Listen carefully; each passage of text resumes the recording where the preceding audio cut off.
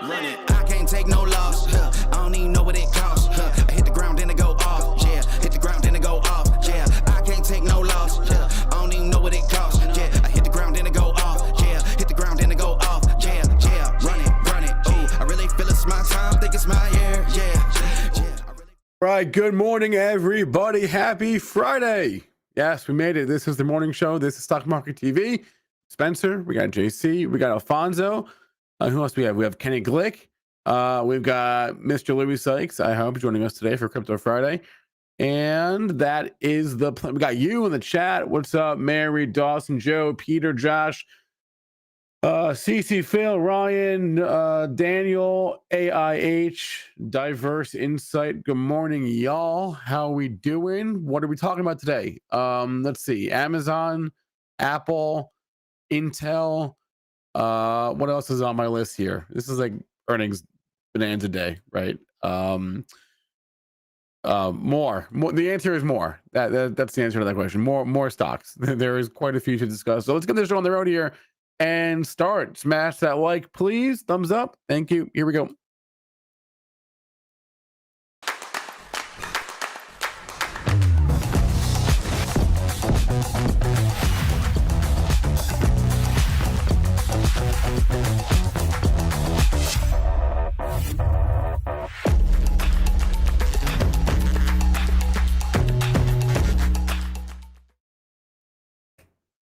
Oh, wait, I didn't bring JC on. Sorry, JC.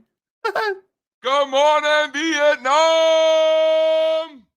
What's up? Dude, I've already told two people to go fuck themselves this morning, and it's not even 8:30. Do not get in my way today. I am on a mission. Dude, this poor guy who's moving my septic so I can put the damn pool in is pissing me off. And Spencer, I don't think that guy knew how it's going to end if I'm mad at you. That doesn't end well. Dude, the other day in San Diego, in the morning. Dude, the other day in San Diego, I wasn't getting my chilaquiles because Mexicans eat it for brunch or whatever, but I'm not Mexican. I'm Cuban. I'll have chilaquiles any day of the week. I don't give a damn. Guess who got his chilaquiles? Steve Strazza was very impressed. JC's like, you know, JC, you can be very persistent. Don't yell. You don't want to piss off the guy replacing your septic tank, JC, or whatever it is you're doing. Dude, I ripped into this guy. I made this guy question all his life decisions this morning on Friday morning after. You should want to be nice to a guy like that. Nah, it gets approved by the township. It's all right. If he tries to screw me, well, you know, again, people who tried to screw me in the past doesn't end well. You should be nice to people that are working on your home, man. This guy's taking forever. This is the most useless human being. That's why he cleans up people's shit for a living. He designs like all the shit in the backyard. That's what he gets. This guy sucks at life, and I made sure to tell him that. This guy is literally questioning all his life decisions. I think he's doing a shitty job, honestly. Can you believe this? Can you believe that shit? Can't believe it. Just can't believe it. Oh, no. Man, I am fired up, Spencer. It's Crypto Fridays. Yesterday was Halloween. My great-grandmother would turn 120 years old today, hypothetically. Yep. Wow. Shout out, Dada, you know. That will be impressive. Yeah, she passed, I guess, like 25 years ago or so. Still impressive. All right, let's talk about the market. We got things. All right, do it. Oh, I didn't even mention it's a new month. Happy November, everybody. Monthly candles. How were your monthly candlesticks? Were they as good for you as they were for me? I did look at the S&P and the NASDAQ, mostly because the S&P had that winning streak that is no more. But anyway, well, let's talk about it. Please.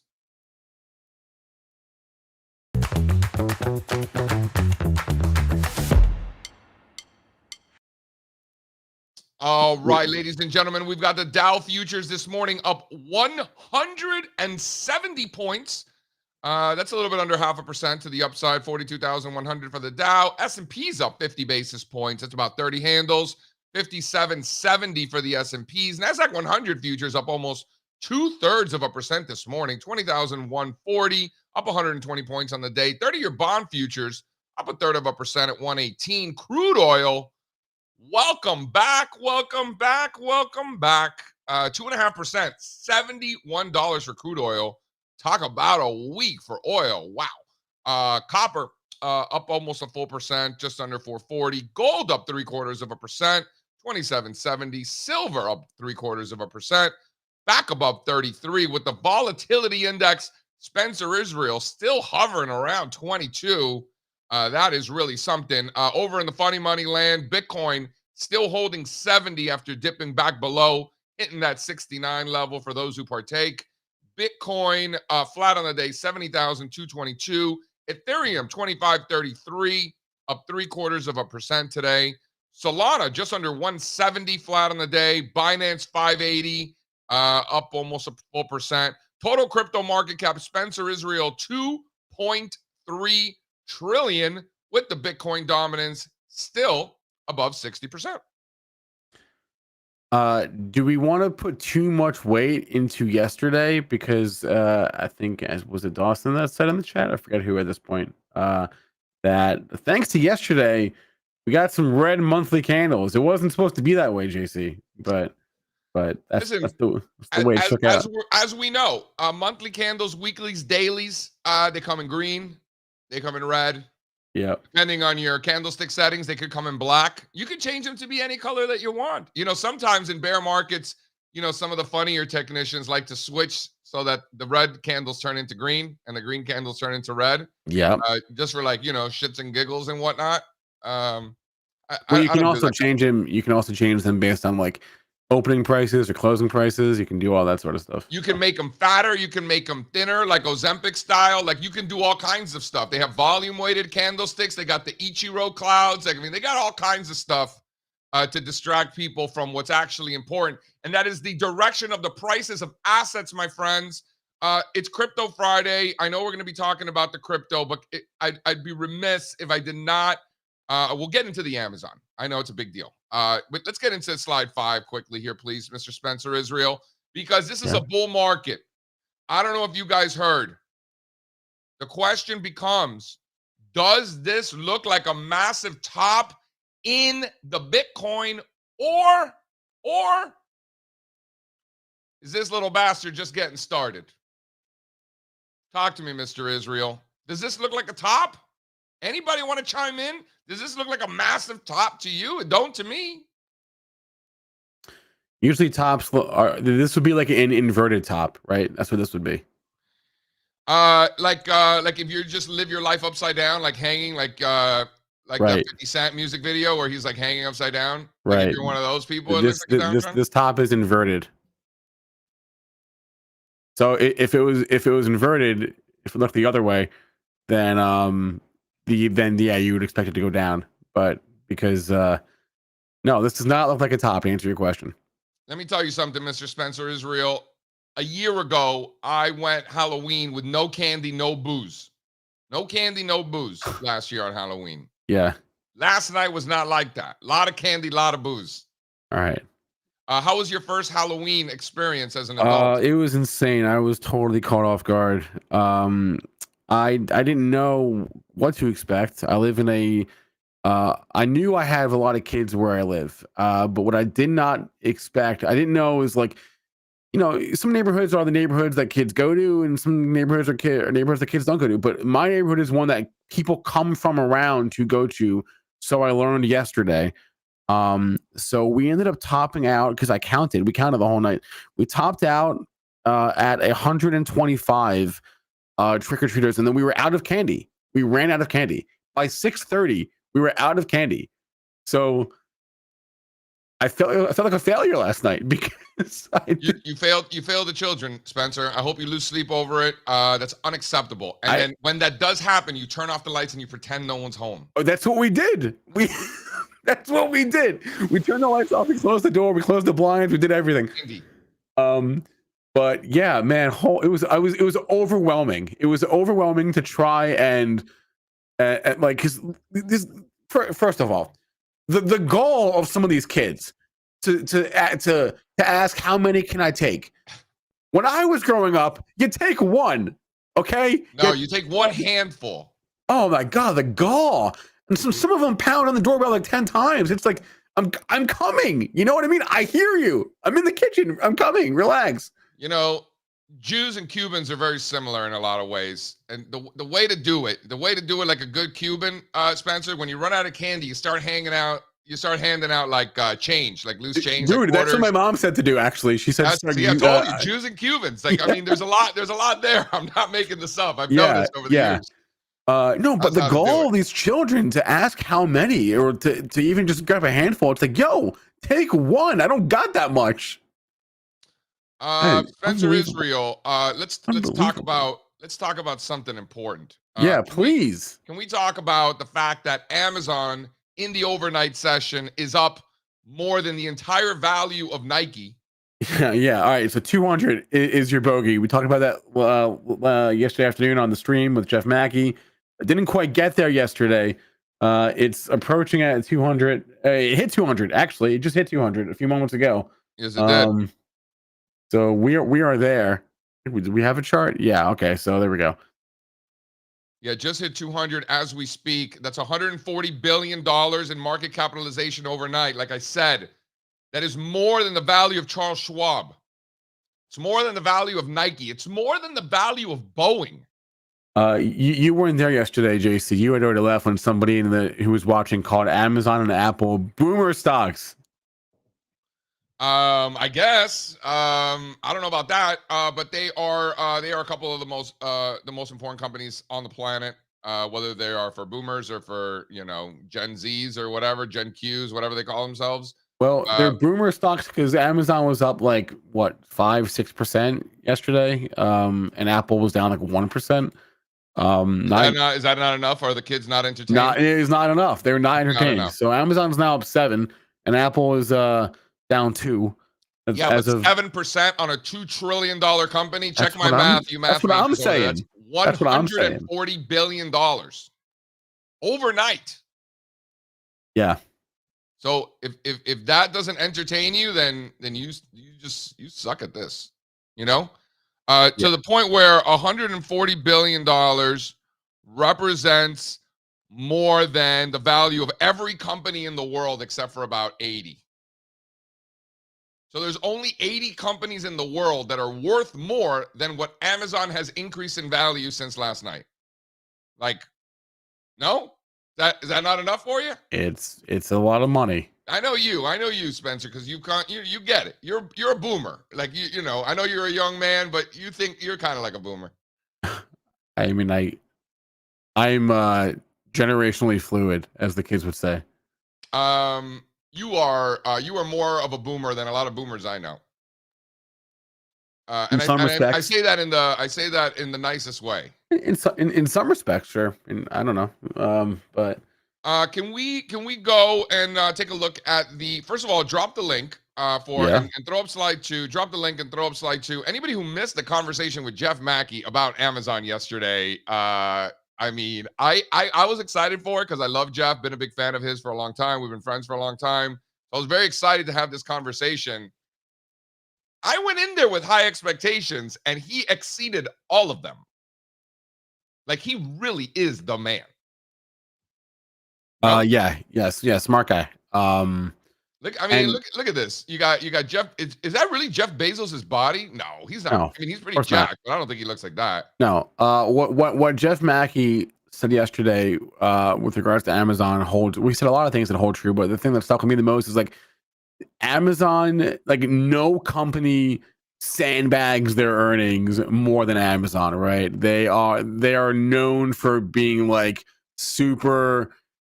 I don't know if cautious is the right word. I guess cautious maybe is the right word. They don't really care what you think of their quarterly numbers. They don't care. They care about the long-term roadmap, the 5 years, the 10 years, the 15 years. That's what they care about. They don't care about the quarter. Jeff Bezos has talked about this repeatedly over the years. How quarterly results were baked in years ago, right? So they just don't care about the quarter. So to them, this is not a big deal. What people like us, frankly, or anyone thinks of their quarterly report. And they can also just turn the dials up or down for their for their profitability. It's for them. It's just a dial that they can turn at will. So it was a good quarter. right? And you know what else I learned a lot? So like, I know what I know, and I know that I don't know most things, especially like fundamentals of companies like Amazon and Apple. Like this is way above my pay grade.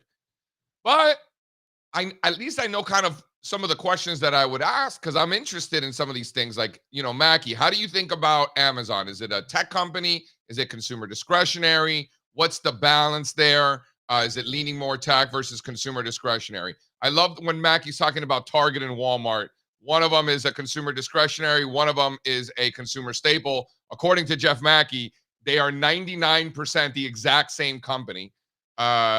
And exact same business. And Mackey's father was the CEO of Target for over a decade and knows the business very well, obviously. So for him to say that kind of speaks to what we always talk about. Is it a discretionary? Is it a staple? So that was fantastic. Same thing with Apple. Is it a discretionary stock? Is it a consumer stock?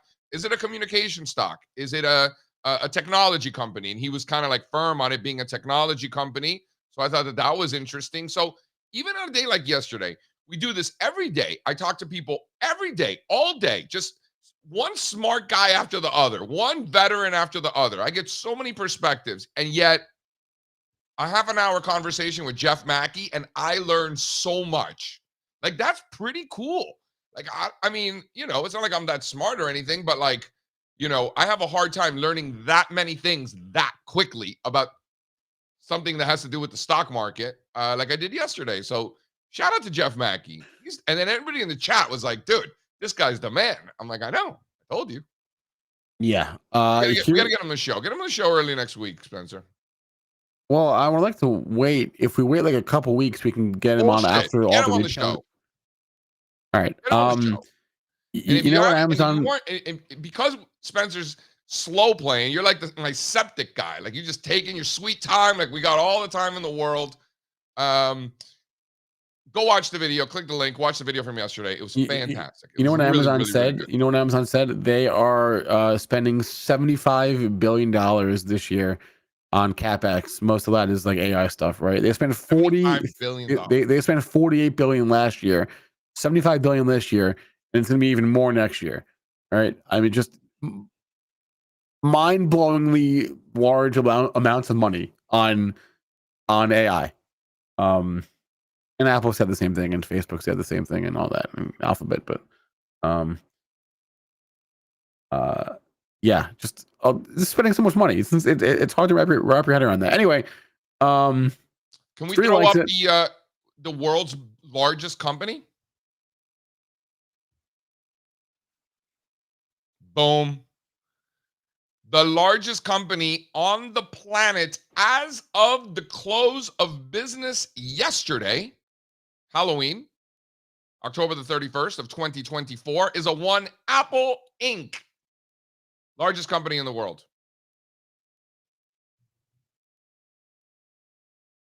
Yeah, Apple is a boomer stock for real, and I agree with that. And I don't know what that means. It's a boomer stock. It means it's not. It's past the point where it's gonna pop like 10% on an earnings report or drop 10%. Right? Didn't Amazon just do 7? 6, 6.5. But also, like, Apple is so mature now. You know what I mean? It's like,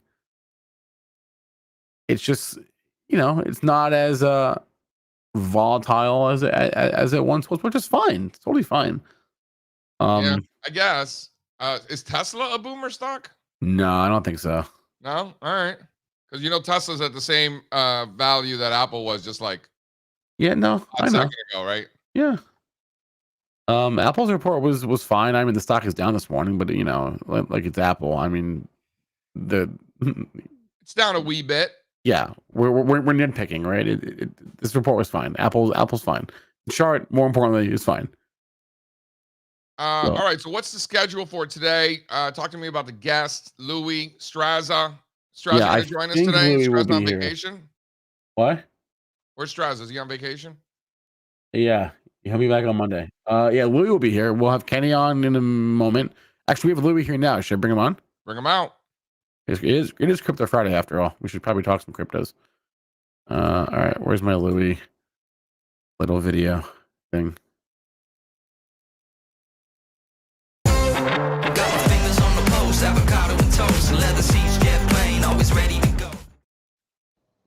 Good morning, Ludo, guys. Lovely to be joining you. what's up, my man? Nothing much. You get a haircut, Just dude? having a look at some crypto. What's that? Sorry. Did you get a haircut? This was quite a while ago, but still got some flow going on. Dude, you got to get a mullet. Do they have Don't mullets in New Zealand? don't lose the Mullets. flow. Okay, well, Basically. I'm probably gonna be honest. Mullets are probably like the thing in New Zealand at the moment. So if I wanted to, And is it like the you know, mullet, but go like back to with a the mullet- alpaca top thing going, you know? yeah, Do exactly. they have Well, that's what all the alpacas rugby in players are New doing, Zealand? right? New Zealand strikes me as a place that would have a lot of alpacas. Not really. I mean, surprisingly, right? Considering how much sheep we have, right? But no, look, just been looking at some crypto charts here. It's 2 in the morning, on a Saturday morning. No better time to be looking at charts. Just like Strazza, Strazza's up at all hours of the nights, just charting altcoins, It and really is, though. you know, I mean, it really just is the best time for it. Middle of the night. It makes me feel even more of a junkie just doing that. It's true. And then what are you listening to or watching while you're doing this sort of behavior?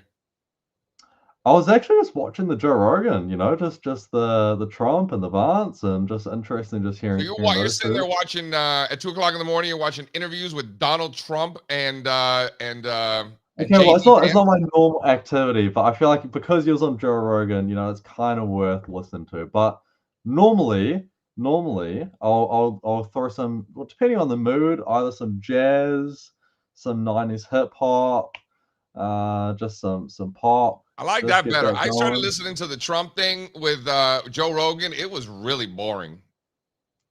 I gotta say, it did surprise me. It was It a was really little bit boring. boring. And I listened to the Um, whole 3 hours, so I thought that JD even Vance trust was a me. little more interesting. He's talking like I didn't watch it very long, but the beginning he's talking about how much his kids are cursing. I thought that was funny. Yeah, that was hilarious. That Yeah. was hilarious. He's talking about Tucker Carlson having guests that are performing certain acts on Obama. I thought that was pretty hilarious. But the Trump one was boring, like super boring. I had to turn it off. I had to turn off the JD Vance one too because I just don't care enough. But I thought the beginning of the JD Vance one was pretty funny. Yeah. He seems definitely more articulate. They probably should have reversed the roles, Make him the lead. No, it was good. It was maybe I'll go back and I'll finish the Vance one. The Trump one I'm definitely not going to go back to, but maybe the Vance one I will. And what about the other one? What about the Harris? She doesn't do podcasts. She's too cool for school. I don't know, man. I'm not sure what's up, but it's just so great that you can just listen to them for 3 hours. Just Yeah. any presidential candidate. I feel like that should almost be a necessity. It's kind of crazy to think that hasn't podcasts are been something new, and like a lot of people just aren't in the podcast world. Like we live in our own like echo chamber where we're just like, for us, like listening to podcasts is common sense. Like this is part of life and has been for a long time. Other people, that's not quite the case, but this is the first presidential election where you have to do the podcast. Like, I mean, if you're not doing the podcast, like what are you doing? What year is this? It was hilarious. And my dad came over this weekend and he put on the 6 o'clock news. And I haven't watched the 6 o'clock evening news in God knows how many years. And he puts it on, and I'm just watching just how egregiously terrible it is. Yeah. And I'm like, people would actually watch this? Think about it. If you're on the 6 o'clock evening news, it's because you can't get a job doing something else. Like yeah, you're forced it really to be that is a sad state of affairs. Yeah, it's a bummer. But oh well. All right. So looking at the monthly candlesticks, let's just start there. I want to hear your thoughts on this. Let's just start there, Spencer. If you could throw up slide 5, please. This is a big one for me because it starts here, right? These are the major trends. And the question that I want to ask myself, and that I ask rhetorically, but legitimately asking, does this look like a major top, or does it look like it's just getting started? Like that is just a legitimate, valid question that I'm going to ask rhetorically or otherwise. Lou? Perfectly valid question. I definitely lean that it's just the beginning of an upside breakout.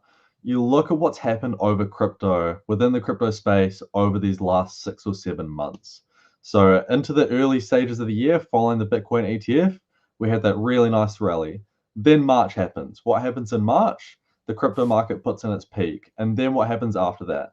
The average cryptocurrency fell into a 70% drawdown at its worst. And so this hasn't been a bull market in crypto. It's actually been the opposite. It's been a terrible bear market. But now you're seeing a lot of altcoins, they're building out nice bases and they're starting to break out higher. Then you have what's happening in Bitcoin. You're having Bitcoin put in this really nice bullish shape at its former highs. And there's a few observations I want to make here. One is just how tight the volatility has got within Bitcoin. Yep. And these periods of volatility, contraction rather, these tend to precede explosive moves to the upside. And so, we're approaching a bit of an apex here of whether we're going to see that volatility expansion take place to the upside or to the downside. And when I have a look at the shape that's developed within Bitcoin, it's really surprising or really eye-catching to me that we've just been, churning sideways on the first retest of these former highs. We haven't just got there and we haven't crashed. We haven't just gone to zero. It hasn't been a disaster. Certainly not in Bitcoin, maybe in the altcoins, yes. But that really stands out that we reached these former highs and we're actually consolidating really constructively. And now we're testing towards those former highs. And so I shared a chart with you, Spencer. I'd like you to show that. We've got the the optimistically patient zone is what I'm calling it. So we've got these retests of these former highs. We've been in this downward channel. We've got a lot of bullish shape here. The price chart actually looks really constructive. But at the moment, we're just digesting this former supply at these former highs. And so it's no surprise to see Bitcoin and crypto really just back off here over these last few days. But I'm saying we're in this period of what I call the optimistically patient zone. So long as we're below these former highs, I think that we break out. I think a breakout is coming. So long as Bitcoin's above 74,000, 75,000, wherever you want to draw that level, I think Bitcoin's heading to 100K. And that's not just some random arbitrary number. Yes, it sounds good, but it's actually the Fibonacci extension of this entire 2022 bear market. That's the projected move. And so I think in the meantime, in the coming weeks, it makes sense to be a little bit more patient, waiting for this Bitcoin breakout. But I think it's coming. As such, that's why I'm calling it the optimistically patient zone. What about the others, Louis? In the past, we've seen Bitcoin move first. Bitcoin dominance is above 60% right now, highest it's been in years. At what point do we start to see the rotation in the others, number one? And number two, at what point is Bitcoin's market cap just so high that just a little bit of movement continues to eat into that dominance, right? Like, is it like the chicken or the egg? Is it because it's so big, it's so much easier for it to get bigger? At what point does that start to decline and the alts start to take over? Like, how do you think about that? I think the Bitcoin dominance probably isn't the best way to gauge that altcoin strength, just because True. it's so heavily Agreed. influenced by 100%. Couldn't agree more. That's why I'm ETH. asking. Agreed. And so, yeah, absolutely. And so, if you look at ETH relative to Bitcoin, has been an absolute disaster. Perhaps, the worst crypto that you could have ever been holding these last 6 months, just an absolute disaster. And so that's really being a big damper on some of those ratios that we look at to gauge altcoin strength. And so when you look underneath the cap scale, dive down into these smaller coins, there's actually a lot of strength here, particularly in the meme coins. Probably heating up, particularly heading into the election with some of these Trump and some of these Kamala and political meme coins. But even when you look at something like Pepe and Doge, a lot of these things are moving really quite nicely. But what you've seen over these last few months is you've seen the first early signs of what the market could be looking like and how these coins could be forming on a Bitcoin breakout above 75,000. And so once you get that breakout above these former highs in Bitcoin, the sky is the limit. And, if Bitcoin is heading towards 100K, you're looking at, 2, 3, 4, 5Xs within a lot of these coins underneath the surface. The real world asset theme, that's a big one, which is tokenizing real world assets like commodities, etc. Like Mantra, Pendle, a lot of these tokens, the meme coins, and we're doing more work on categorizing that. And so I think there's going to be a lot of opportunities, heading into year end and then into 2025. And really just depending on when we get this Bitcoin breakout. And then Louis, so other than the memes, so number one, for those who don't know, the meme tokens have been by far showing the relative strength by a long shot. Think about the meme tokens as like the communications or the utilities of cryptocurrencies, right? Those have been the leaders, not in prior cycles, but certainly now.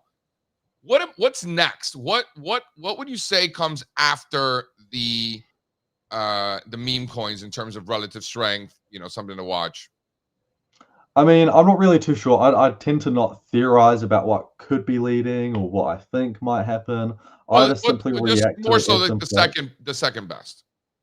Yeah, I'll probably say the real world asset theme is really strong. Yeah. That's getting a lot of interest from, if you want to spin some sort of narrative on it from the institutional side of things, that's where you're seeing BlackRock particularly have, a big, strong interest in taking these real world assets, whether it's commodities, the dollar, bonds, and then taking this asset and then tokenizing it so it's able to be traded 24/7 via a token. And so that's something that's very popular. You've got all these different sectors within crypto which they have their own individual use case, but to a lot of people that's quite difficult to understand what the actual utility is.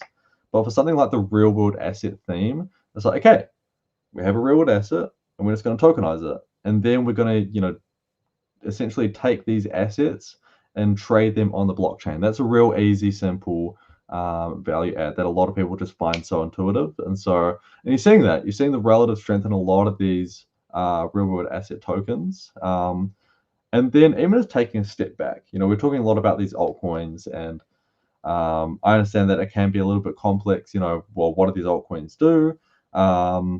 Which again is something that we're doing a lot of work Do you on. find that people even care? Like, I care, but am I the weirdo? Like, do other people care?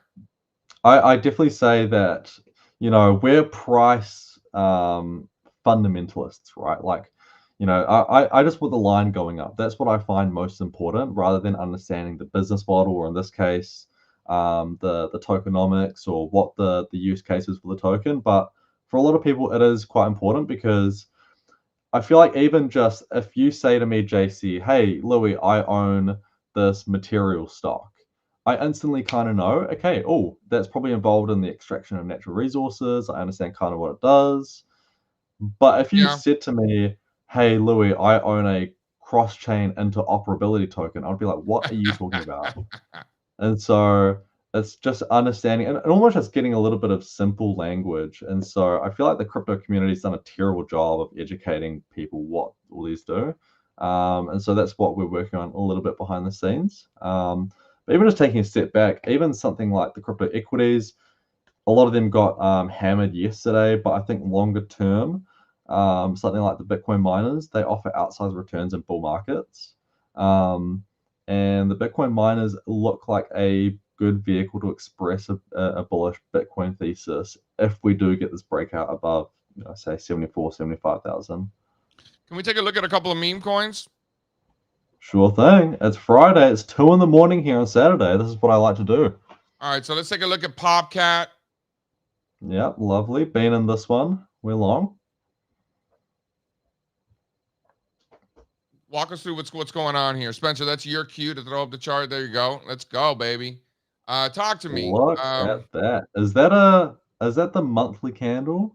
Yes, it No, is. it's the That's a monthly monthly candle for candle. Popcat. How many people out there are putting up monthly candles on meme coins? Come on now.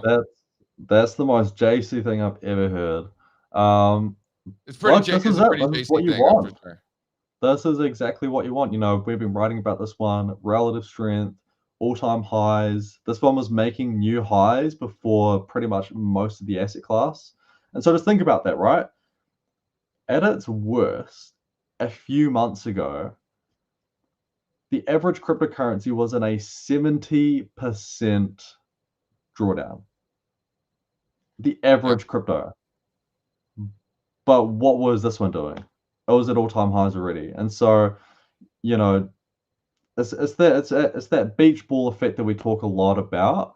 Whenever you see broad selling, but you see those one or two areas or those one or two stocks, or in this case, those one or two cryptocurrencies that are actually pushing new highs, while most of the asset classes essentially below and performing quite weakly.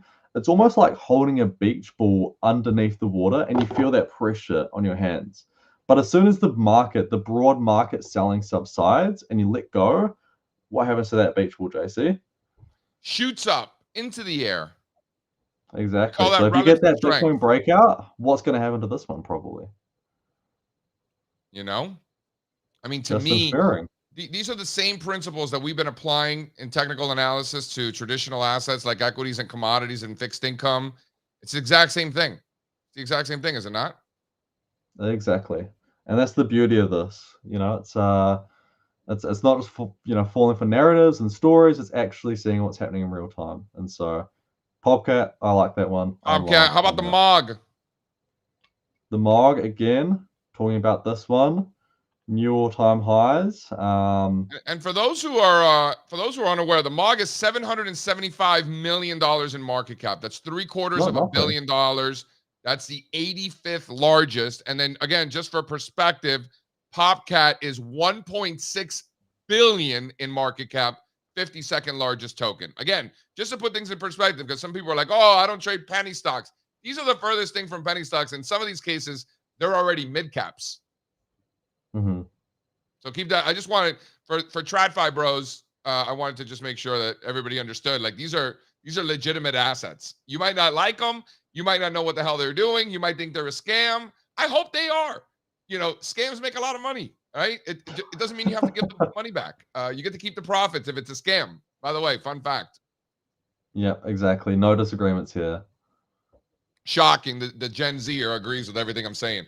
Uh, but seriously, on the MOG, I mean, the relative strength in the MOG has been there for a long time. You know, this is like the meme of meme tokens, self-proclaimed, right? Mm-hmm.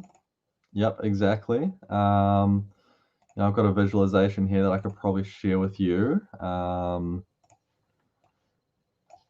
just put that one in the Slack. Pull that one up, please. Throw that up, Spencer. This one, I believe it's a week or two sale, but again, it's an example of some of the work that we're doing when it comes to these meme coins. Because there's so many of these tokens out, right? It's like, okay, well, what are the strongest ones? Can you zoom so what in? we're Walk doing us through here is, what's going on here, because this bubble chart that you have here is fantastic. But walk people through it. thank you. And so what we've got here, that Crypto Fridays header is in the way there. But what we're looking at here is the crypto winners and losers. So what we're doing is we're separating all these crypto tokens into their own respective sectors. And so these are some sector classifications I've made myself, but then also doing so in really simple language. And so on the horizontal axis, we're looking at the token's 6-month return. So the further it is on the right, the greater the return has been over the last 6 months. And alternatively, the further on the left, the worse the return has been over the last 6 months. And then the size of the bubble corresponds to the change or the return over the last month.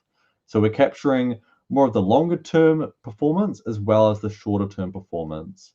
And then we're also doing so by breaking all these tokens into their own respective sectors, so you can see what the strongest cryptos are. And so, for instance, one of the reasons why I've been bullish on the real world asset theme is Mantra, so ticker symbol OM, and it was breaking to all-time highs. We've been long this one now for at least a month or so. And so again, just a really simple visualization to see where the relative strength lies, and then you can see a lot of the meme coins are skewing to the right-hand side there. Yeah, the last thing that I wanted to mention to you, because I just find it so fascinating. I just want to make sure that this is still the case. So you got throw up the Mew. Throw up the Mew. So here's Cat in the Dog's World, new all-time highs, and throw up the Harry Potter, Obama, Sonic 10, ENU, ERC20, also hitting new all-time highs. This one with the ticker symbol Bitcoin. Speaking of scams, great way to confuse people.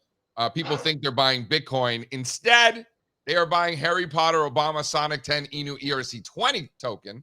It's just like how people slightly change like a domain name. They'll change like one letter in a domain, just so like if you accidentally mistype, you go to the website. Yep. Dude, the best is when Ethan Allen was trading up and down with Ethereum because these boomers thought that they were buying Ethereum. They were just buying Ethan Allen. So Ethan Allen had to go out and change their ticker symbol. Oh, that's hilarious. Isn't that great? I just find that so funny. You know, how about this one? This Popcat. Go back to the Popcat, please, Spencer. So Popcat self-proclaimed that it was supposed to be the next bonk, right? So you know, no, throw Popcat. This is Mew. It's a different cat token. Throw a Popcat, Spencer. Oh, come on, funny. Spencer. You can tell Spencer's not trading these meme coins. So Popcat comes out after Bonk. Bonk was the first dog coin on Solana, right? So Bonk explodes. It gets into the billions. And then Popcat comes out, cat token, self-proclaimed the next Bonk. Like, seriously, like, what's the white paper? What's the business model? No, none of that stuff. We're just the next Bonk, right? Okay, that's adorable. Like, that's cute. Like, oh, we're the next Bonk. Oh, you know, I'm going to be the next Nolan Ryan. I'm going to be the next Aaron Rodgers. These are professional athletes in America, Louis. Yeah, thank you for clarifying. So I was like, I just man, wanted to make sure we're on the same page here. So I get it. Like, oh, my kids are going to be the next, you know, best middle infielders ever. The next Cal Ripken, whatever. These guys are like, oh, we're going to be the next Bonk. Not only did they actually become the next Bonk, they exceeded the market capitalization of Bonk. Like, how often does that happen? That's hilarious. You know, I mean, it certainly isn't the most extreme thing to happen in these meme coins, but it's hilarious how, you know, you get some people that are actually trading these meme coins just based on vibes, right? They feel like this particular meme or this joke is going to be funny, so they're just going to go buy that one. Well, that's the research, right? That's the research. If you can catch a meme. And by the way, people are like asking, JC, why are you focused on the meme coins and not like the layer 2s or the infrastructure tokens, right? Because this is where the relative strength is that you see, right? Like this is where the money is. So, you know, like they asked the bank robbers, why do you rob banks? Because that's where the money is. You see, that's why we rob the banks. So the relative strength, that's exactly that. It's been in the memes. And again, I got to say, how many times do they say like, oh, how many next Michael Jordans? Like Michael Jordan was a basketball player in America a few decades ago, Louis. Very, very good, very talented man. Okay, that one you probably didn't. You know Michael Jordan? They got those. Okay, so Michael Jordan, excellent basketball player.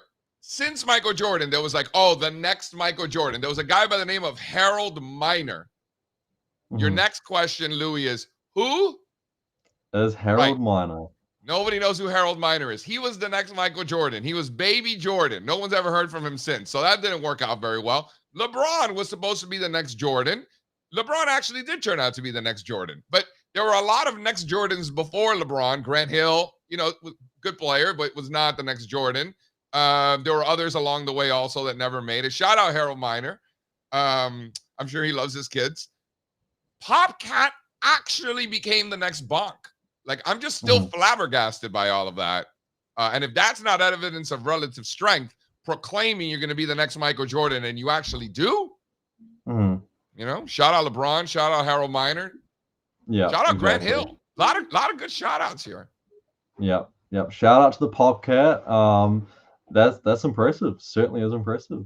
Very impressive. And then just throw up the Harry Potter one more time because, folks, I don't think you quite understand the power of the meme when you have a one Harry Potter, Obama, Sonic 10. What I love is just how egregiously stupid the name is. Like, I'm sure they just try to string as many words, as many memes together.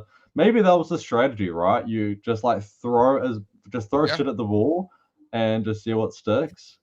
I just love how egregious this name is. Yeah. No, seriously. It first of all, I love the fact that the ticker symbol is Bitcoin. That's hilarious because the ticker symbol for Bitcoin is BTC, right? So this is hilarious. But the name itself might be ridiculous, but the number of integers to the right of the decimal point before it, right?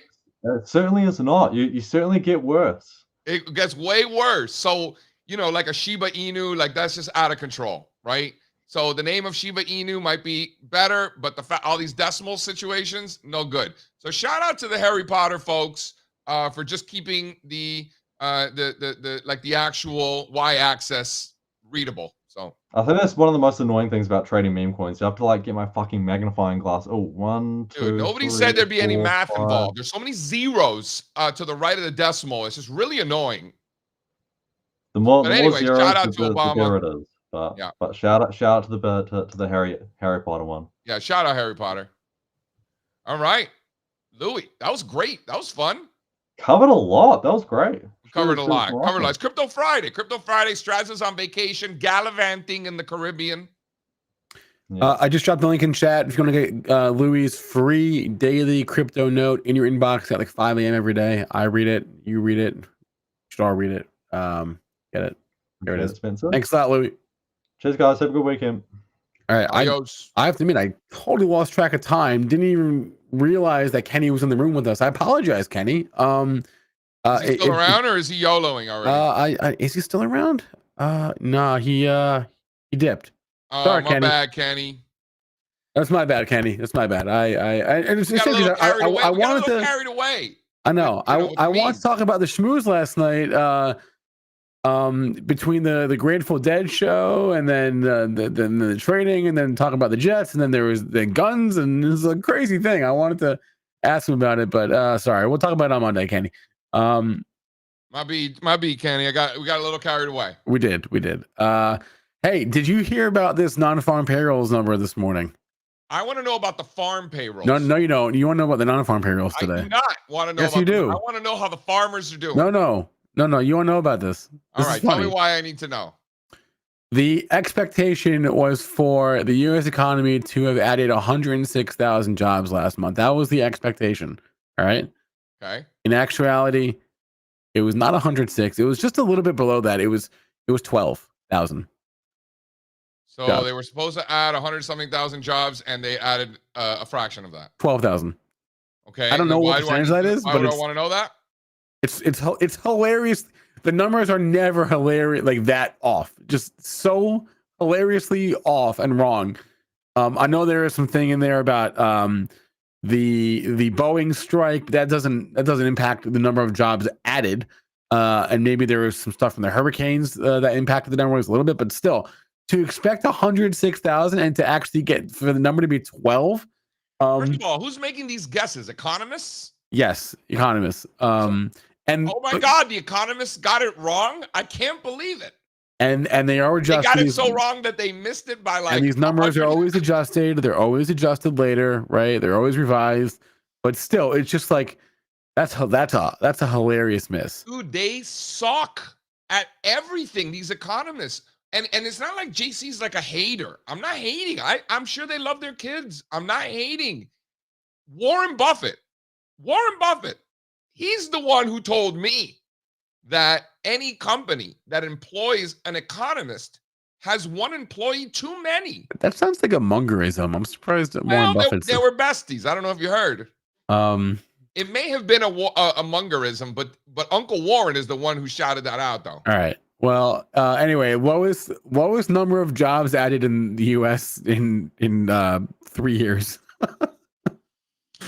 That's like a COVID number right there. 12,000 jobs. I know, but it's hard to add new jobs if everybody already has a job. Aren't there like 2 job openings for every single person looking for a job? The unemployment rate is 4%. So there's a decent number of people not working. Yeah, but it was too low before. Too low of unemployment is inflationary. That's correct. It's Even I know definitely not- that. So I we definitely need wouldn't people to be say- unemployed. That's I a good wouldn't say thing for the unemployment is economy. too low. Unemployment's probably where they 4% is like is fine. You know, that's And like the market doesn't give a shit. So that Right. sounds about right, Spencer, what Right. you just said. right. It's definitely not too low. It's not high. It's I not think too most low. people are asking the same question as me. Where are the farm payrolls? That's what I want to know. Why are there always the non-farm payrolls? What about the There are farmers? We don't care about the farms, farmers no man. more? There aren't enough farms. Dude, I got farms by me. Dude, I go 10 minutes south of where I live. Dude, I Yeah. got the sweetest farms. You That's should true. see I these have farms farms, too. dude. 10 minutes west, and I got farms. I'm right on the cusp of suburbia, and then Yeah, 10 minutes west, you got farms. Dude, shout Yeah. out New Jersey. Shout out New Jersey. New Jersey doesn't get New Jersey, underrated state. thanks. Very underrated state. People are always hating on New Jersey. I don't live in New Jersey, so I have no horse in the race. I don't give a shit. It's expensive, I'll tell you that, but it is Yeah. nice, man. Those farms out on the west there, you know, that North Bergen area up Yeah, there. the entire western half of the state Delaware is just Water Gap, is that what it's called? the water gap is quite nice. The water gap Dude, is it's quite sick, man. Yeah. And in the fall, beautiful. Shout out New Jersey. nice. Yep. Indeed, I concur. All right. What else? To be fair, there's some Amazon, parts of New Jersey that are terrible. Apple. Oh, do we have an Intel chart? If not, can we get one? Intel is going to open up today, I think. At least last I checked, it was trading higher. What is it doing Talking about now? all these great things, and now here you are. You want to talk about Intel? Intel is up Intel Intel is up 6.5% this morning. They took massive write downs in last quarter. It's down 70%. I know. It's going to open up, and they just reported their worst loss ever. It's going to open green. Crazy stuff, right? This company sucks. You know, they just lost. I have it somewhere. My notes are all over the place this morning, but I mean, you really want to pull up a chart of Intel? they lost Trying to get 16 us billion. They canceled? lost $16 billion last quarter. 16.6. They lost $16.6 billion last quarter. Yes, Don't they know it's a bull market? and they're gonna open green today. Crazy, wild stuff, man. Throw up slide 2 there, please, Mr. Spencer Israel. Don't they know? Don't they know it's a bull market? Why do they keep losing so much money? They took massive write downs. Basically. Oh, so you think this was kitchen, like Strazza calls it kitchen? Oh, and sink? also they're doing layoffs, so that comes with some added expenses as well. You have to. Oh, well, there you go. That's why the stock is up, because they're firing their people. They should fire their people. They're a chip company in the middle of a raging bull market for chip stocks and semiconductors and technology, and they're losing money. Stocks going down. Whatever's going on in there, I don't know, but just get rid of them all. Start again. 16,000 people are getting laid off. They had all this old hardware. That thank you, chat. Who wrote that? Old hardware. BZ Tokyo. Yeah, hardware that they were using that can't be repurposed for like better chips. So they built it, they invested heavily, and then the chips didn't sell, and they can't reuse it for new chips. So they gotta start from scratch. So anyway, I just think it's hilarious. It's like I said, it's gonna open green. They just lost $16.5 billion, and it's gonna open up 6%. So more power to you, Intel. Spencer, can you go back to things that don't suck? Because this is a legitimate question for you, because you weren't part of the conversation. Can you go back to the Popcat? The podcast? The Popcat. Oh. It is a Solana meme token worth $1.6 billion. At this rate, it's going to be worth more than Intel soon. Yeah. So getting back to that conversation, this token from the beginning was literally built to be the next bonk. It said we're going to be the next bonk. If you I don't know what that means. What does that mean? Well, bonk was the first dog coin on the Solana network, and it exploded. So then they created a cat token to be the next bonk, but for the cats, because they're eating the dogs, they're eating the cats, they're eating the pets of the people who live there. So you got the dogs and you got the cats. Bonk didn't do anything. It just went up in price. That's what it did. Yeah, I don't know what you're doing here, but for the rest of us that are here to make money, that's what we're looking for there, buddy. No, but it didn't actually do anything in the real world. So to say I'm going to be the next, that's wishful thinking that came true, right? Something, my friend. In the real world, this thing went up to $1.7 billion in market capitalization. In the real world, not like pretend or like for fake, like in the real world. So what did it do? It did what it needs to do. It goes up in price. So then they come out and say, okay, we're going to be the next bonk. So my question to you, Spencer Israel, as a non-actively trading meme coin investor, Are you surprised that they actually fulfilled that dream, that they didn't end up being Harold Miner, that they were LeBron? I would be curious to learn more about the number of wallets that trade and or hold this thing, and the trading behavior around it. Because to just say I'm gonna make a new cryptocurrency that's gonna go up in price, just like this other one, and oh, magically it worked. For no apparent reason. Maybe there is a reason. Maybe they do something. I don't know what they do. It's a meme token. I don't have thoughts They other make people than money, Spencer. They do the opposite of what Intel does. okay. At least Intel sells products. Maybe they should stop doing that, because good you just for told me these that all they guys. do is lose money. Good for these guys. They're losing money. They're losing money in the middle of a bull market. It's a free market. CAC is a leader. It's a free market. Good for you. But I would be curious to see how exactly this happened. Why don't we get Nicky Montana on here? You get him on here. I don't know him. You don't know Nicky Montana? You didn't used to hang out with his father? No. I know. So Nicky Montana founded Spot.dog.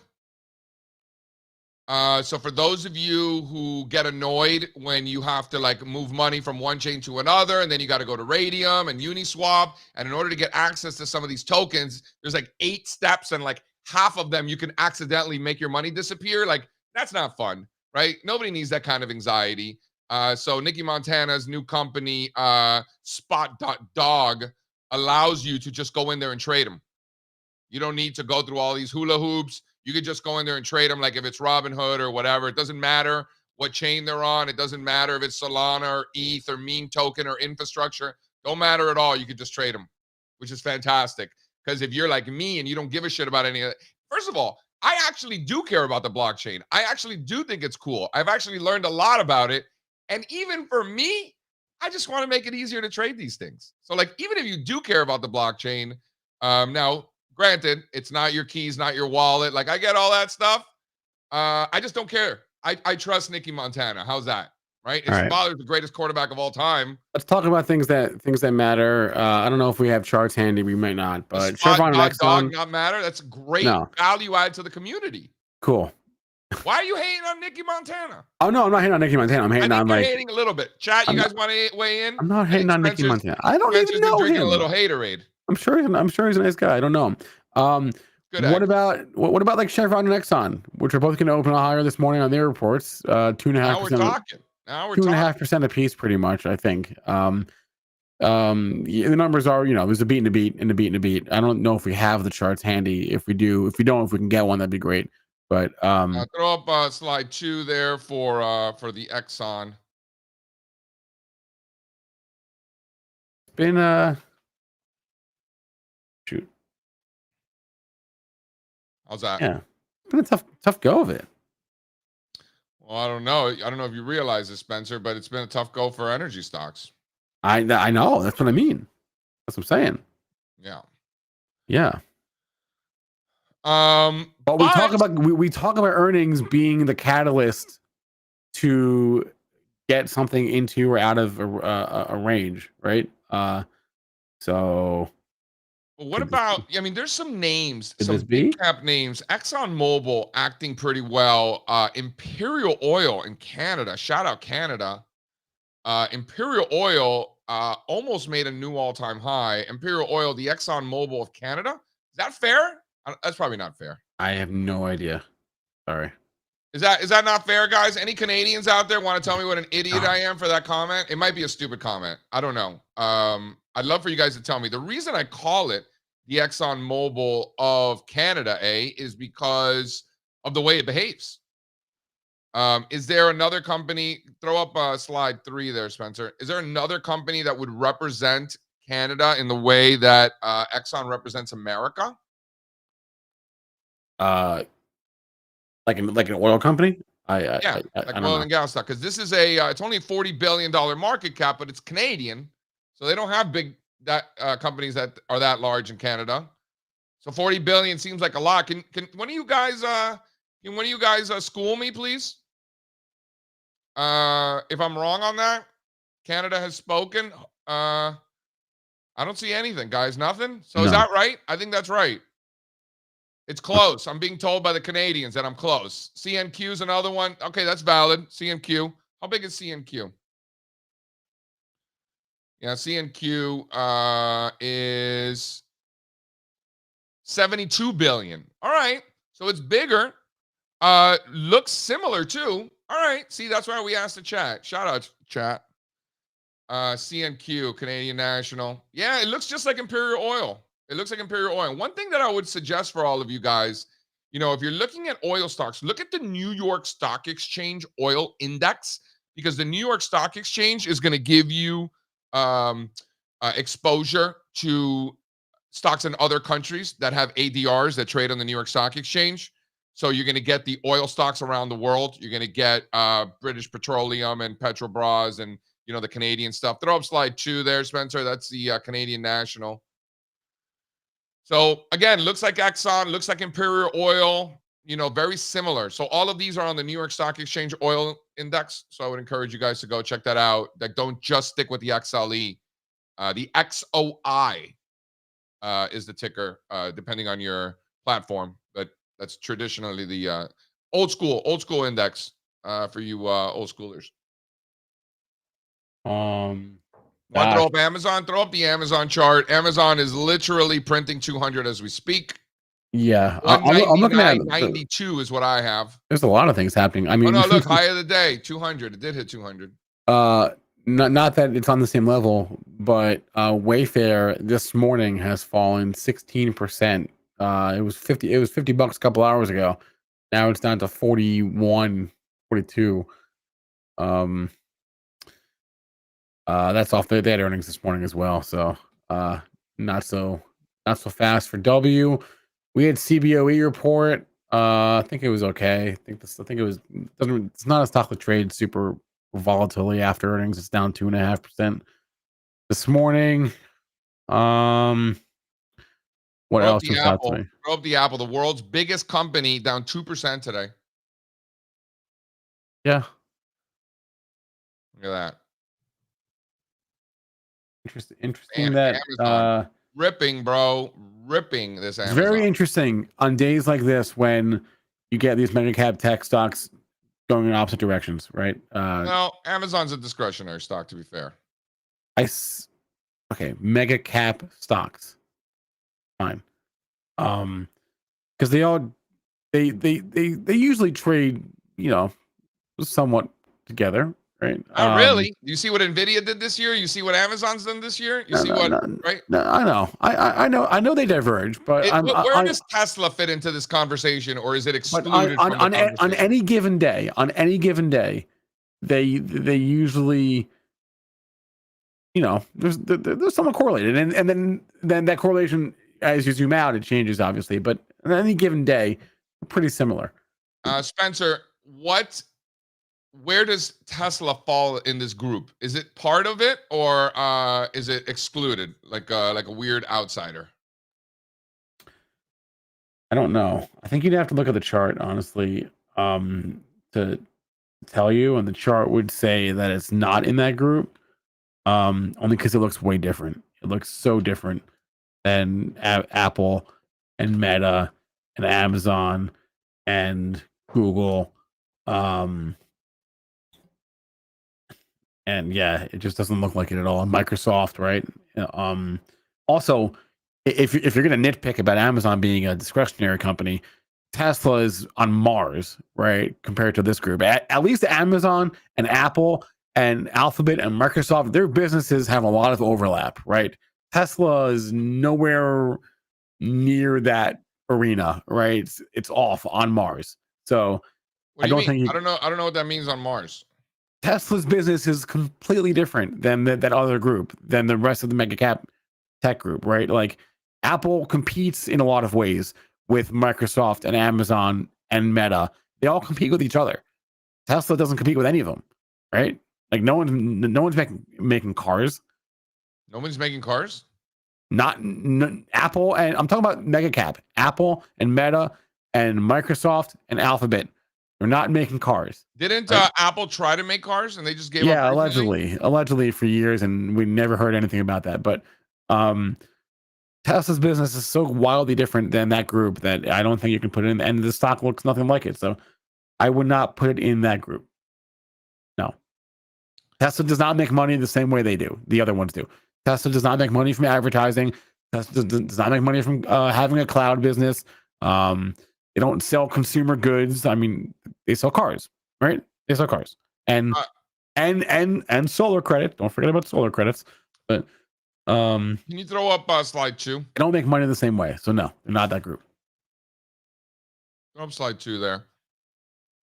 So this stock's down 80%. 80%. It was already down like 70% before it crashed, right? So we call these things downtrends. What day was it added to the S&P?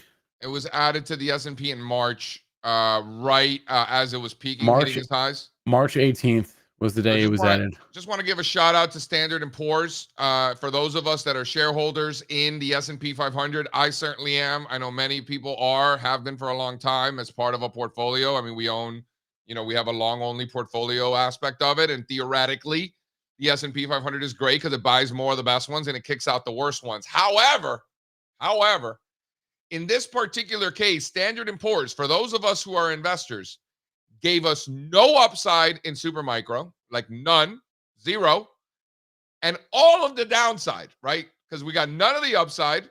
And then at the top, Standard & Poor's says, okay, you're part of the S&P 500 now. And then immediately after they did that, it completely collapsed. So shout out to Standard & Poor's for giving us shareholders in the S&P 500 none of the upside, but they made up for it by giving us all of the downside. Thank you, guys. Appreciate you. To me, though, like suck at this. Okay, I mean, yeah, it sucks in this case. To me, though, like this literally is the argument. And I'm a shareholder in Standard & Poor's, S&P Global. I'm a shareholder. Come on, guys, do better. This right here, this is the argument about what makes an index like the S&P 500 so great. Because they added a stock basically at the top. Right? Why does that make it great? They added a stock basically at the top. The stock has done nothing but go down since it was added to this index. And what has the index done since then? It's up to what, 12%? Yeah, that's true. That's a good point, Spencer. It's a good point. So, yes. Despite these bad choices, they made other good ones. They made a really stupid decision. Yeah. They added a stock that has, like you said, given nothing but downside to investors since then. And yet the index has gone up 12% in 7 months. Yep. So shout out to the index. Maybe they don't always make the best decisions. This is exhibit A of that, but doesn't mean the index doesn't work. All right. I have a fun recess for you. That's actually in the same conversation. Let's finish with that. Let's finish with that Amazon chart. That slide 7, guys. This thing is pushing $200. This would be a new all-time weekly closing high if it closes above 200. This chart comes from the homie Jeff Mackey. We had an excellent conversation yesterday. It was so good. I went in there. I mean, he's a good friend of mine. I've been a fan of his for even longer. I was very confident that our conversation last night was going to be awesome. I was very high degree of confidence, and he exceeded all of those expectations. Jeff Mackey is the man.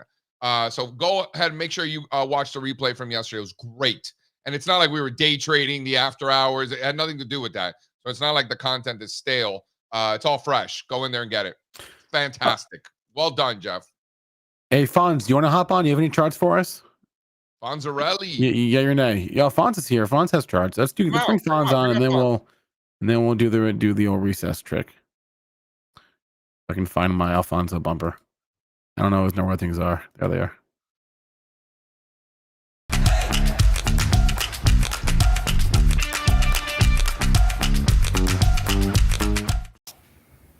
Hey guys. What's up, buddy? Everything good? I got to tell the Fonz story. Throw up slide 2 there, Spencer. So the other day I was just thinking to myself, I was like, we got this guy Alfonso in Venezuela, and for a long time now we've been calling him the Fonz. His name is Alfonso, so we call him the Fonz. And I'm thinking to myself, this has been going on for a long time, and I'm thinking to myself, I'm pretty sure this guy in Venezuela has no idea who the Fonz is. So I in a meeting, I brought it up, and as it turns out, I was right. He had no idea that the nickname that he's been going by for all this time is arguably the coolest guy in the history of television. For 3 years. For 3 years, we've been calling you the Fonz, And and now you had I'm no not. idea what kind of compliment that was.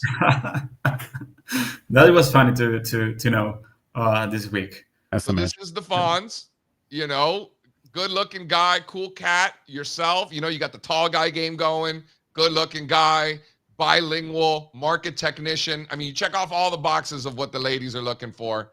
Mix in a leather jacket and a little, hey, every now and then, and you're good to go, Fonz. Yeah, that's a Anyway. good compliment, man. Anyway. I was thinking to myself, and I feel like, wow, we had to fill him in. What was on this the dynamic. show this guy was on?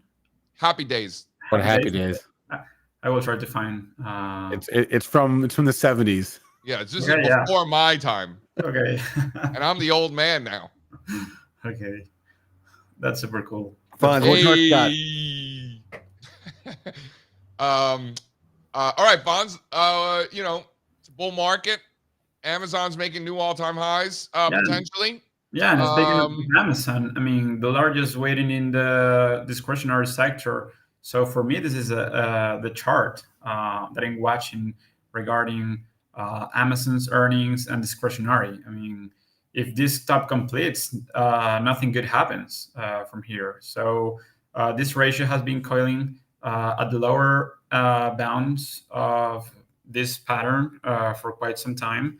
So I think if you bet on this bull market that still have some legs, I think you ideally want to see discretionary to catch a bid on a relative basis. That's for sure. But also, I was taking a look at the Amazons of the world. I created this custom index of the 10 largest from all over the world: South Africa, in Latin America, Singapore. So let's take a look at some of the components. Of course, Mercado Libre. This one is from Argentina, or it's more like the Amazon of Latin America. We have Mercado Libre here in Venezuela, in other countries in Latin America for sure. It looks exactly the same as Amazon. The only difference, It's better. Yeah, it's look better. It has been above the per cycle highs. That's something positive. That's for sure. So if Amazon it's breaking out today or this week or in the coming days, I expect definitely Melly to follow suit. Another one that Hold I on, like. Alfonso, do you use Melly? Like personally? Yeah, sometimes. I know. Do you use Amazon too, or can you not use Amazon? I mean, there are ways to use Amazon, but it is in the United States, so you have to contact like a courier, so they bring what you order in Amazon to the country.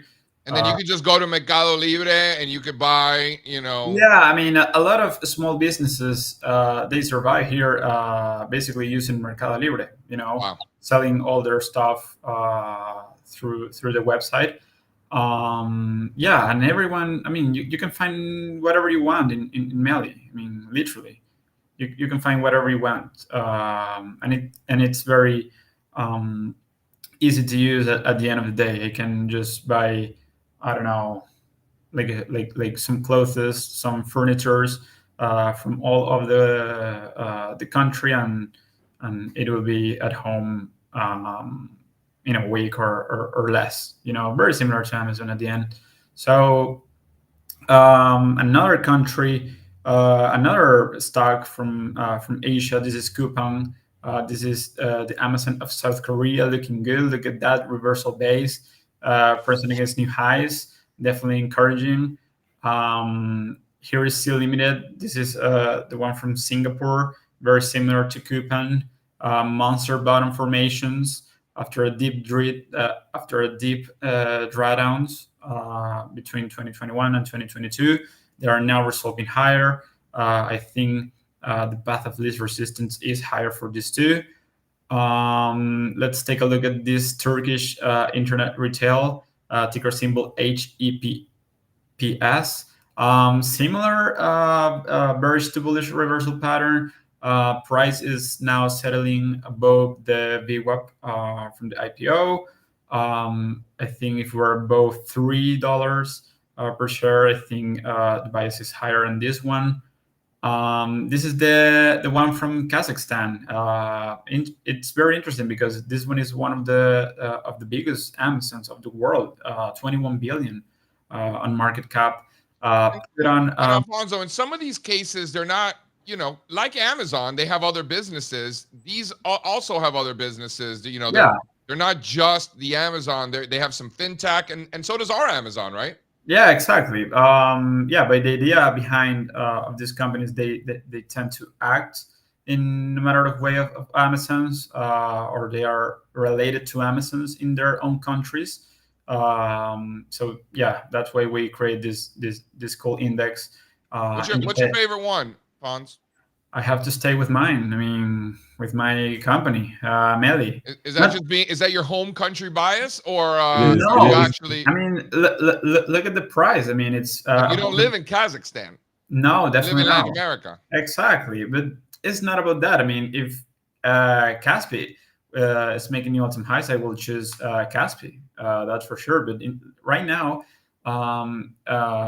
Melly looking so good. Above the prior cycle highs, we have been pounding the table. You have to be long as it is above the prior cycle highs, in my opinion. Fons, is it a good experience, like when you go shopping on Mercado Libre, like is it a good experience? Like you go in there, like in Amazon, like I go in, I know what I'm looking for. I've already paid for that thing in 3 seconds. I haven't even realized it yet. Like, is it that good? I mean, not that good, but it is good enough. Good enough. All right. I think Amazon, you find, of course, more things because you can find more things, but it's good enough. It's good enough. Let me ask you this, Fons. You do a great job of looking at the largest companies in the world, both in America and overseas. You got our Hall of Famers, like we call them, and then the international Hall of Famers. We've had a lot of conversations about Amazon and the Amazons of these other countries, and Apple, and we've been talking about these big guys. Any other industry groups or sectors out there where some of these mega caps are really showing relative strength in the U.S. or domestically or both? That's a good question. I mean, I will say the banks. Especially, I mean, some Canadian banks have been catching up. They have been looking good. They are at the top of our list, that's for sure. And I think the big banks in the United States, they actually bring our custom index of the largest 6 banks breaking out with authority that shell of former highs to new all-time highs. This index contains JP Morgan, Goldman Sachs, Bank of America, Wells Fargo, Citi, and Morgan Stanley. And they look good. And when I think about probably the most important bank in the world, JP Morgan, when we overlaid it with the S&P, they look exactly the same. So at Chitco, if JP Morgan is doing good, it's performing well. So expect the broader market to do the same thing. And when we dive a little bit underneath the surface and we take a look at regional banks, we had a head and shoulders top pattern that completed in 2022, 2023. And now just look how this trend has been started stepping higher for the past year. Consolidating up along the way, but notice momentum never hitting oversold conditions and hitting overbought conditions, classic characteristics of uptrends. So I think the banks are a big story here, especially for the election. I think they will have a huge impact next week. Either way, Trump wins. I Financials keep working. Trump yeah, loses. but, They get yeah, destroyed. yeah. Especially, I think maybe of the long term. Of the long run. Of course, some volatility next week because of the election, but they're looking good. I think they're. And then around the world, people are interested in U.S. elections, whether they live in the United States or not. You found that? Yeah, I will say yes. Of course, the United States elections are the most important ones in the world. If the United States is okay, that's good for the world. I will say. Right, we're the best, baby. I don't know about the best, but certainly the biggest by a long shot. Right, the U.S. market capitalization is like 55 trillion, and globally it's double that. Yeah, so but U.S. is more than half. Yeah, from a political standpoint, an election standpoint, it will give you stability or some kind of stability. Yeah, and see what is going on. So that's why people care about next week's event. Yeah. All right, let's do some recess. Let's do it. Yeah, good.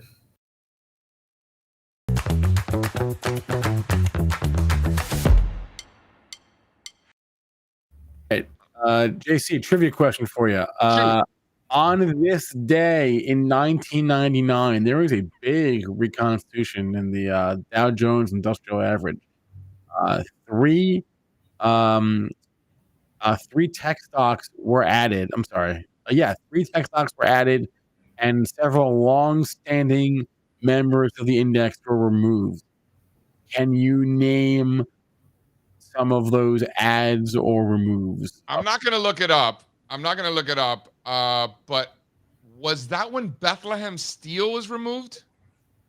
No, this is not Bethlehem Steel. I'll tell you who was taken out on this day in 1999. Sure that's not when Bethlehem Steel was taken out? They were taken out right around there. What about Sears? Was Sears kicked out then? Sears Roebuck was removed on this day. And then what was added? This is November 1st, 1999. It really Bethlehem Steel, that's not when they kicked it out? Not today. They kicked it out right around that time. So they also but they did kick out Sears, right? They kicked out Sears. They also kicked out Goodyear. What they kicked out Goodyear Tire. Was it Home Depot? Home Depot was added. Home Depot was added. Okay. They were added, yes. And then how many names were added? So it was 4 in, 4 out. Cisco? No, it's a good guess. No.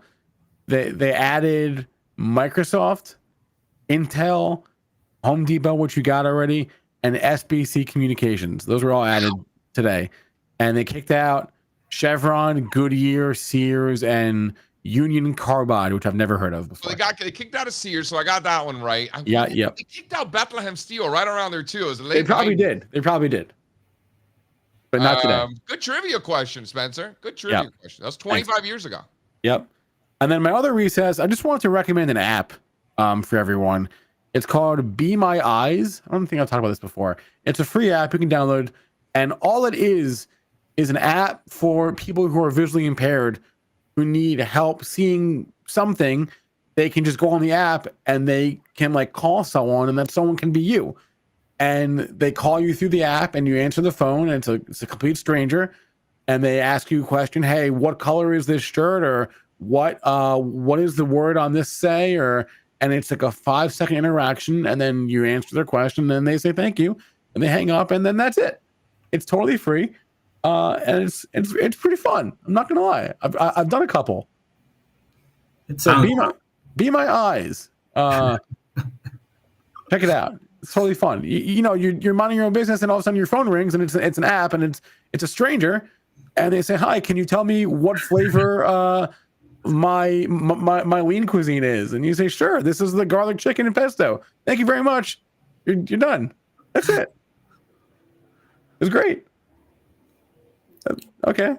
No thoughts on that. Listen, Spencer, I appreciate you playing with the toys. You got to play with the toys. Otherwise, it's not even a toy. It's just an app. Right. But that's what I mean. Like the toys, the new stuff, the things that the kids are using. You got to play with them, Fonz. Are you listening? You got to play with the toys. Be my eyes. Check it out. It's fun. And you feel good about yourself. All right. What do you got, Fonz? What are you eating these days? What do you guys eat down there? Probably like a simple barbecue. Probably with my parents. This weekend. A la parrilla. Exactly, una parrilla. Yeah, like meat, even chicken, chorizo, everything. And then what do you do? A nice little churrasco, a little chimichurri action. What do you mean by that? What do you mean? What do I mean? Churrasco? You don't call it churrasco, the flank steak or the skirt? Let me see. Chimichurri, you know that one. Yeah. Of course, yeah. What do you guys Churrasco. call that? Yeah. What do you call that? You don't call it churrasco? No, yeah. Why are you looking at me like I'm crazy? Because now you're the fawn, so now you're a cool guy? No. I will never. Spencer is like 89 years old. I told you, Dawson. I'm not even kidding. Shout out chimichurri. Throughout my cooking career, my chimichurri has consistently gotten worse. Right? Every time I made it, it just got worse and worse and worse. And more recently, I learned the tricks. My chimichurri is fantastic. Use fresh garlic, not the fake stuff. Also use really high quality olive oil. And then on the parsley, way more than you think you need. And then a little bit of red onion. I don't know if the Argentinians are cool with that, but I don't give a shit what the Argentinians are doing. I'm gonna throw them in there. I got like a little red onion in there. So that was my trick. It's true story. My chimichurri was horrible. And recently, it's completed that Andy Dufresne pattern and is now. There you go. Oh, Good for you. Good for you. See what I did there? Good for you. All right. Oh, hey, one more thing. Last night there was a kid at my door. He was dressed as like an ambiguous bad guy. And I was like, "What are you?" And he goes, "I'm a murderer." Okay. That's what he said. I'm a murderer. It's like, okay, get the hell away from my house. Anyway, all right. We got off the charts going live in a moment. Latest episode, I think the guys spoke with Jason Levitt. So that'll be premiering on YouTube right around now, actually, 10 o'clock. And that's all we have for the day. We'll be back on Monday with Larry Thompson. So it's going to be a good one. Ooh, Larry. See what happens, Larry? Do you see what happens? Yeah. So have a good day, everyone. Go make some money, and we'll catch you later, all right? You're killing your father, Larry. I can't take no loss. I don't even know what it costs.